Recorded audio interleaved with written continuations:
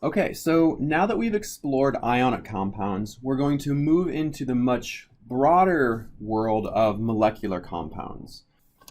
Okay, so these molecular compounds are characterized by containing covalent bonds.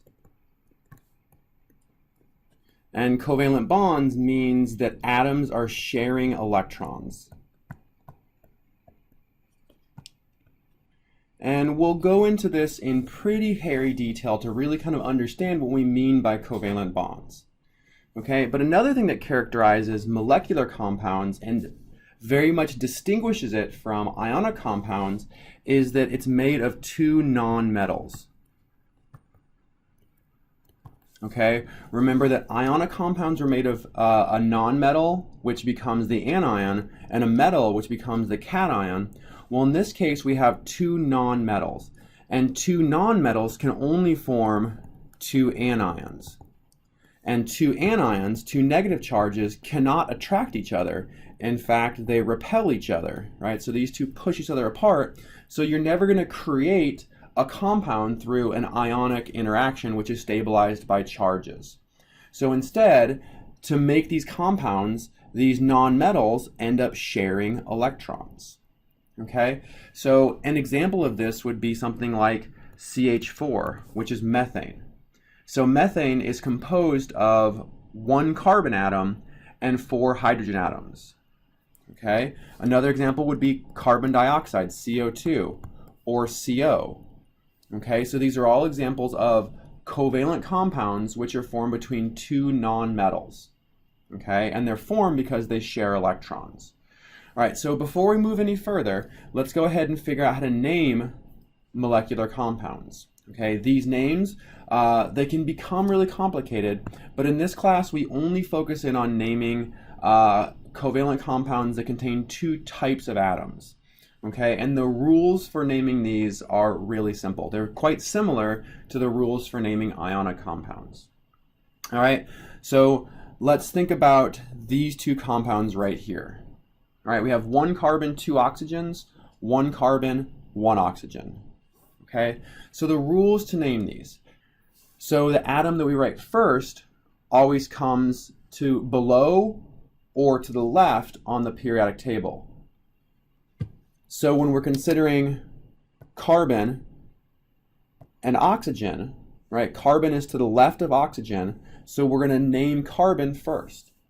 Okay, so this compound right here starts with carbon, and then the rule for naming the second element is the same as the rule for naming anions. We say oxide. Okay, so carbon something oxide. And the something now, we need to be able to differentiate between the fact if we have two oxygen atoms or just one. So we're going to put mono oxide. Okay, so the prefix that goes here is a Greek prefix. Okay, so if you have one, it's mono. If you have two, it's di. 3 is tri. 4 is tetra. 5 is penta. 6 is hexa. 7 is hepta. 8 is octa. 9 is nona. And 10 is deca. Okay, so a lot of these I suspect that you already recognize from geometry, right? Triangle, pentagon, hexagon, heptagon, octagon, decagon, right? So these are names that you probably already recognize. Okay, so the compound CO, which contains one carbon and one oxygen, is carbon monoxide, carbon monoxide. If we only have one of the first atom, we usually don't put mono because we don't need it. It's inferred there's only one of them. Okay, let's try CO2. Once again, we only have one carbon atom. So we don't need monocarbon, we just need carbon. And then we have two oxygens, so this is dioxide. All right, let's try one more just to reinforce. Let's consider the compound P, let's say P2Cl5. All right, if we check out our periodic table, we see that chlorine is to the right of phosphorus, so phosphorus gets named first. And there's 2 phosphorus, so this time we're going to have diphosphorus. We have 5 chlorines, so 5 is pentachloride.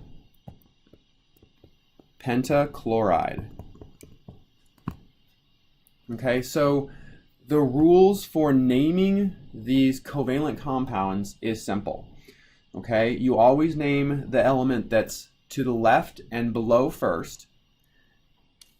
You use the Greek prefixes to imply the number of atoms, and then otherwise you name it just like an ionic compound.